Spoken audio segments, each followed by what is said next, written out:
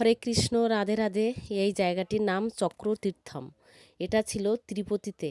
আর আমরা যখন তিরুপতি বালাজি মন্দিরে দর্শনে বেরিয়েছিলাম তখন সাইড সিনে আমাদেরকে এই জায়গাটা দেখানো হয়েছিল। জানা যায় ব্রহ্মদেব এখানে বসে তপস্যা করেছিলেন।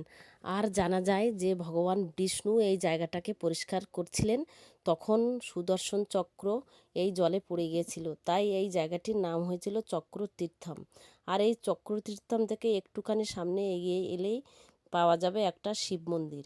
মন্দিরটাতে যেতে যেতে অনেক বড় বড় পাথর আছে, আর চারিদিকটা জঙ্গল, বেশ ঝর্ণার জল, অনেক সুন্দর একটা দৃশ্য। আর এইখানকার এইটাই ছিল শেষ প্রান্ত, আর সামনেই আছে ছোট্ট একটা শিব মন্দির। তো খুব সুন্দর একটা পবিত্র স্থান। সবাই ভালো লাগলে জায়গাটা একবার দর্শন করে নেবেন।